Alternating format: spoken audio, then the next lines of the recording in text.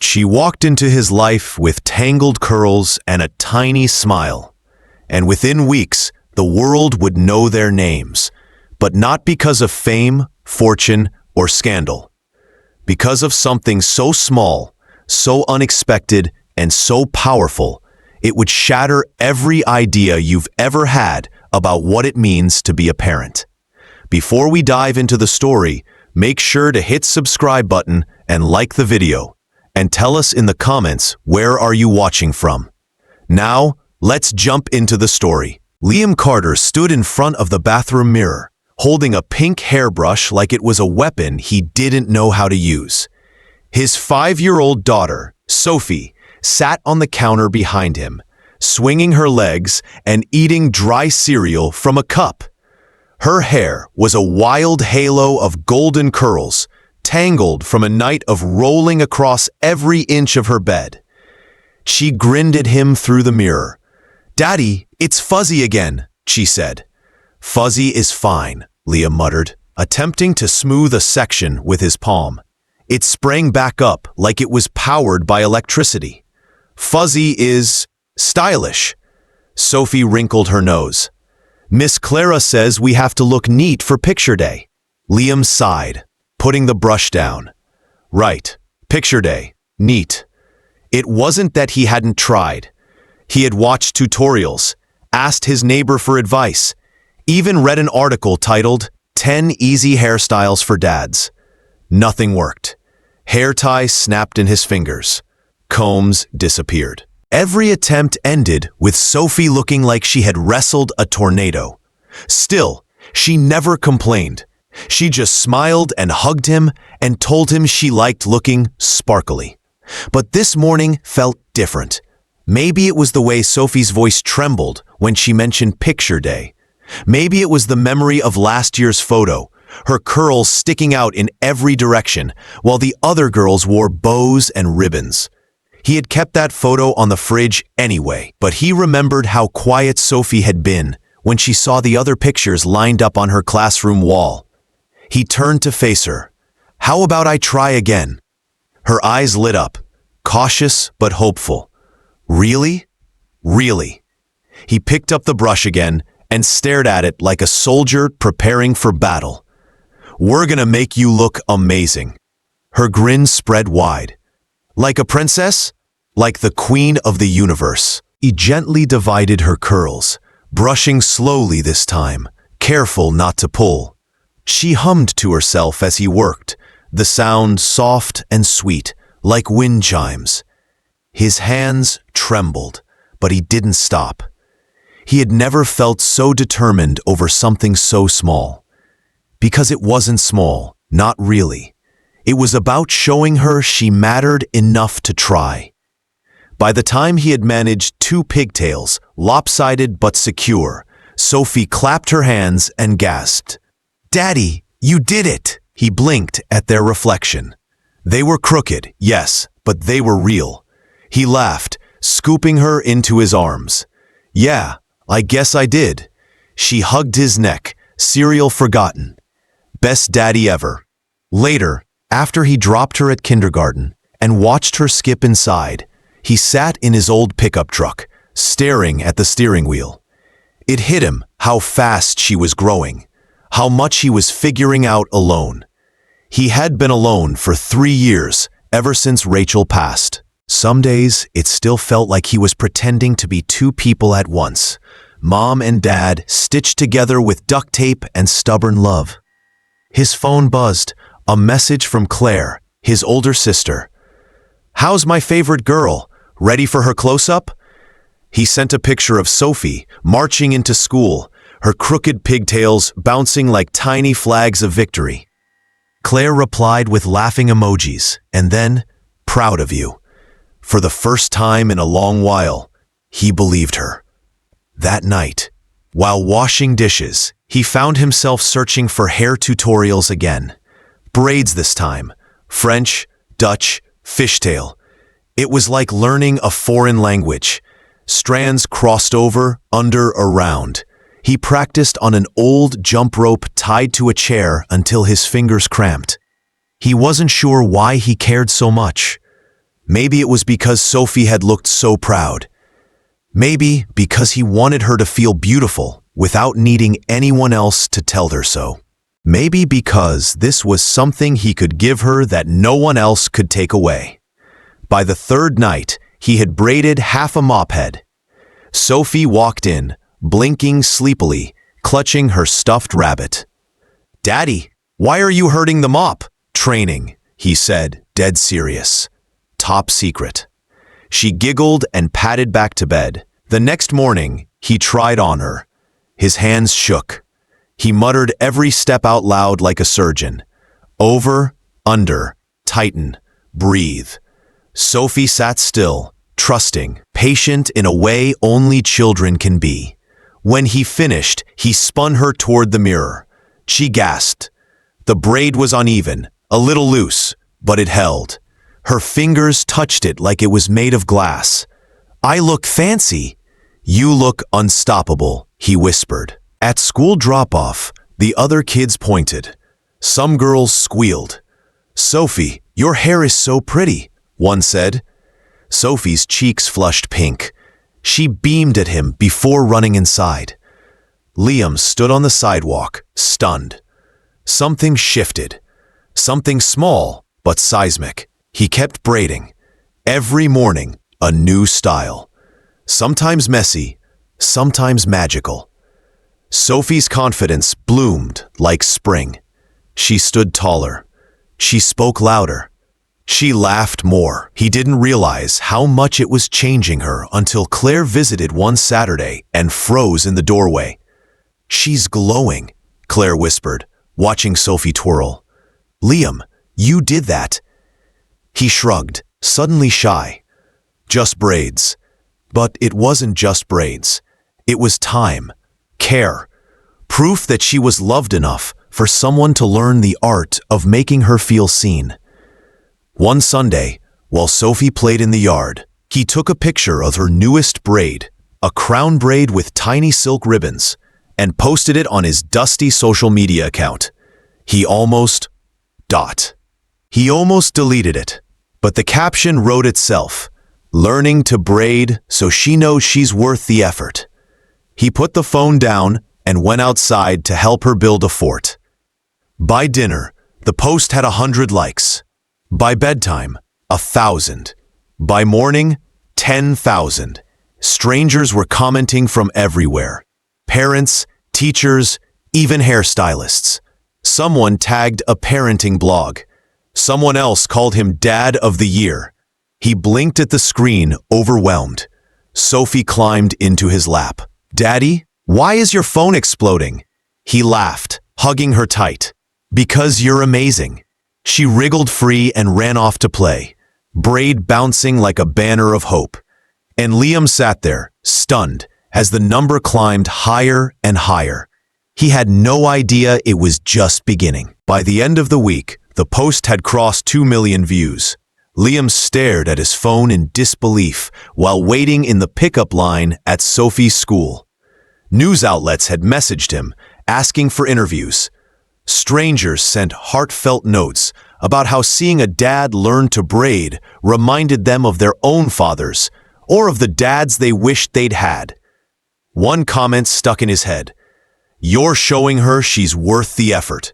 That's the kind of love that rewrites lives. He turned the screen off when Sophie came bouncing out of the building, her new braid sparkling with tiny butterfly clips. She flung her arms around him. "Daddy, guess what? Miss Clara said I looked like a movie star." "That's because you do," he said, lifting her up. On the drive home, Sophie chattered about her day, and Liam tried to focus, though part of him was reeling. This thing he'd done just for her had become something the world wanted to see. He wasn't sure how to feel about that. Pride mixed with fear. Attention felt like a spotlight, and he wasn't sure their small world was ready to be lit up. When they pulled into their driveway, a neighbor waved from the sidewalk. "Hey, celebrity dad," she called. "Saw you on Good Morning America." Leo nearly dropped the car keys. "What?" She laughed. "They showed your braid post." called it the most wholesome thing on the internet. He forced a smile, heart hammering. As Sophie ran inside, he lingered on the porch, the cool air cutting through his jacket. He didn't want Sophie to become some kind of spectacle. This had always been about her, not them. That night, after she was asleep, he opened his laptop. His inbox was flooded. Interview requests, brand deals, invitations to parenting panels. He scrolled until the screen blurred. Then he closed it and sat in the dark kitchen, rubbing his temples. He had never liked attention, but he also knew something had changed. People were watching, and maybe, just maybe, he could use that to give Sophie something good. The next day, while waiting at a red light, he got a call from Claire. "Liam," she said, her voice buzzing with energy. "Do you know you're trending?" "I'm trying not to think about it," he muttered.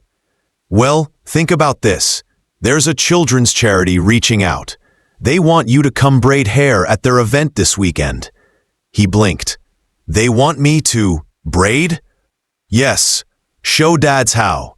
Make it fun. They'll cover travel. Sophie can come too." He hesitated, gripping the steering wheel. Crowds made him anxious. Cameras made his skin crawl. But the thought of dads and daughters together, learning, laughing, it tugged at something inside him. Maybe Sophie seeing him do that could matter. "Okay," he said slowly. "We'll do it." The event was held in a bright community center an hour away. When they walked in, Sophie's hand clutching his, Liam froze. Dozens of dads stood awkwardly around tables piled with brushes and ribbons. Girls sat on folding chairs, giggling nervously. A banner read, "Braid Brigade" in cheerful pink letters. Sophie's eyes widened. "Daddy, it's like a hair party." He laughed, nerves easing. "Yeah, guess it is." When he started demonstrating, his hands shook, but as he spoke, explaining each step the way he'd practiced alone at their kitchen table, something shifted. Dads leaned in. Girls gasped as braids formed. Sophie watched him with pride shining in her eyes. By the end, laughter filled the room. Ribbons flew. Someone played music from a speaker. Liam found himself smiling so hard his cheeks ached. A photographer snapped pictures. One of them, Sophie, perched on his shoulders, both of them laughing under a swirl of glittery confetti, exploded across the internet that night. By morning, their story was everywhere. Morning shows, parenting sites, even celebrities reposted it. Suddenly, their quiet world wasn't quiet anymore. Paparazzi showed up outside their house. Reporters knocked during dinner. Strangers sent gifts, boxes of bows, hair kits, dolls. Claire came over one night just to guard the porch so they could eat in peace. Liam kept telling himself it would pass, that things would settle. But deep down, he knew something irreversible had begun. One evening, after tucking Sophie into bed, he found her sitting up, frowning. "Daddy," she whispered, "do I have to be famous now?" His heart sank. "No, baby, you just have to be you." "But everyone keeps saying I'm special." "You are," he said softly, brushing her hair back. "Not because they say it, because you're you, even if no one was watching." She studied his face, then slowly nodded and lay down. He sat there long after her breathing slowed, staring at the nightlight glow painting the wall. She was 5. She deserved childhood, not headlines. The next day, he turned down 3 TV interviews. He stopped posting for a while. He focused on her. Morning braids, backyard forts, pancake weekends. The noise faded a little. They breathed again. Until the letter arrived. It was from a company called Bright Star Media. They wanted to produce a children's show based on him and Sophie, a wholesome, uplifting series about positive fatherhood.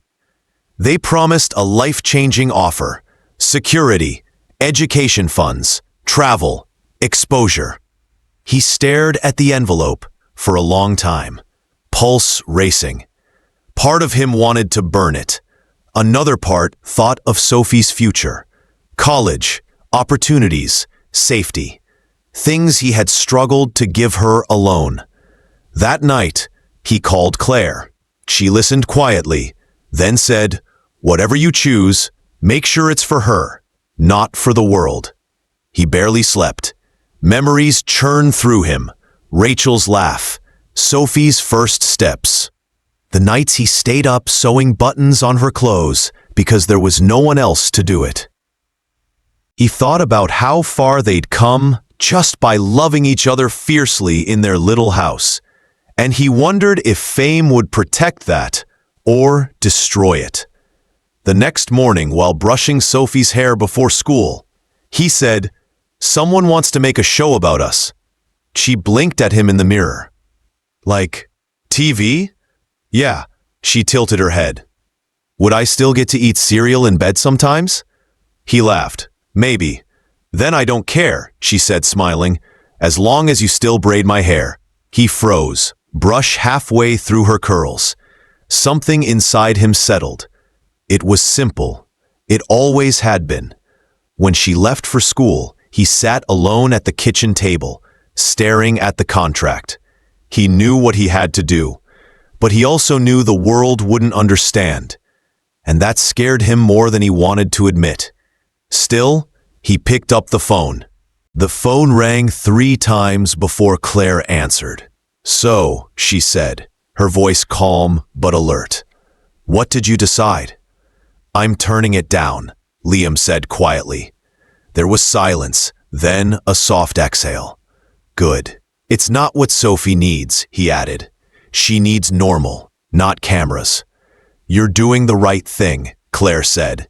"And if anyone gives you grief, send them to me." He smiled faintly. "Deal." After they hung up, he stared at the unsigned contract on the table. Bright Star Media had offered more money than he'd seen in his entire life. For a moment, the weight of it nearly broke him. He thought about overdue bills, their leaky roof, Sophie's college fund that barely existed. But then he remembered her tiny voice the night before. "As long as you still braid my hair." He picked up the contract, tore it clean down the middle, and dropped it in the trash. That night, he made grilled cheese and danced with Sophie in the kitchen while music hummed low from the radio. She laughed until she hiccuped. When he tucked her in later, she whispered, "Today was perfect." "Because of the grilled cheese?" he teased. "Because you didn't look worried," she said drowsily, and drifted off. Her words clung to him long after she fell asleep. A week passed. The headlines moved on. No more cameras outside the house. Life softened back into something small and manageable. He kept braiding. Sophie kept glowing. And for a while, that was enough. Until the email came. It was from a local women's shelter. They had seen his braid story and asked if he would volunteer, teach dads at their family day, spend time with kids who rarely saw fathers who stayed. Liam read the message 3 times. Something about it hit him hard. He thought about all the nights he had sat alone, terrified he was doing everything wrong. How different it might have felt to see another dad show up and stay anyway. He replied, yes. The shelter sat on the edge of town, in a converted church building. The paint peeling, but the garden out front blooming with wildflowers. When he walked in with Sophie holding his hand, a dozen kids were already waiting at tables covered in brushes and colored ribbons. Their eyes followed him, wary, curious. Some smiled shyly, others didn't smile at all. Liam knelt so he was eye level. "Hi," he said softly. "I'm Liam. This is Sophie. We're here to make some magic braids." The tension cracked. A little girl giggled. A boy whispered something and grinned. Soon they were all crowding around him. Sophie showed them how to separate strands. Liam guided their hands, slow and patient. Some of the kids didn't talk much, but they relaxed under the quiet rhythm of touch and attention. By the end, the room glowed with soft laughter and bright braids dotted with ribbons. As they were packing up, a shelter worker pulled him aside. "Most of these kids haven't had steady fathers," she said quietly. "What you did tonight, it mattered." His throat tightened. "Thank you," he said, because he didn't trust himself to say more. On the drive home, Sophie hummed in the back seat, clutching a paper crown one of the girls had given her. "Daddy," she said suddenly, "can we do that again?" "Yeah," he said, his chest warm. "We can." Word of his visit spread quietly through town. Soon, more shelters and community centers invited him. He didn't post about it, didn't seek attention. He just showed up. He taught braids. He listened. He laughed with kids who had forgotten how. And each time, Sophie was there, helping, beaming with pride. One evening, after a long day, they stopped at a diner. Sophie colored on a placemat while Liam sipped coffee. A woman approached their table. "Are you the Braid dad?" she asked hesitantly. Liam blinked. Maybe?" Her eyes filled. "My daughter saw your story. Her dad left when she was 3. He watched your video and said, 'Maybe some dads do stay.' She started drawing again after that." Liam's breath caught. "Thank you," he said softly. After she left, he sat there for a long time, staring at Sophie's curls as she concentrated on her drawing. He realized something had shifted again. This wasn't about fame anymore. It was about presence. About being visible for the ones who thought love always left. That night, while tucking Sophie in, he said, "You know why I keep doing this?" "Because you like hair stuff now?" she teased. He smiled. "Because it shows people dads can stay." She studied him with solemn eyes, far older than 5. "Then don't ever stop." "I won't," he promised. Weeks passed. Life found a new rhythm. Mornings were braids and pancakes. Afternoons sometimes meant shelters or schools. Evenings were forts and bedtime stories. ... He kept his world small on purpose, guarding it fiercely. But somehow, even quietly, it kept rippling outward. One day, he got a letter from a school district in another state. They wanted him to speak at a father-daughter event. He hesitated, then said yes. He and Sophie flew there together. It was her first plane ride. She pressed her face to the window, squealing at the clouds.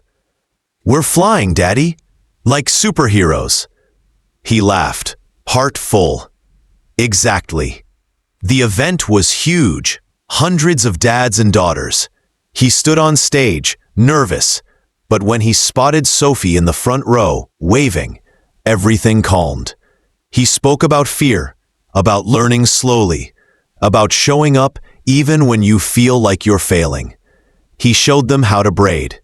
Dads fumbled, girls giggled, and laughter rolled through the gym like music. Afterward, as they were leaving, a reporter asked, "What's your goal with all this?" Liam thought for a long moment. "To remind people that love can be ordinary," he said, "and still change everything." When they got home late that night, Sophie was asleep on his shoulder. He carried her inside, tucked her into bed, then stood in the quiet house. It felt different now. Not bigger, not fancier, just stronger.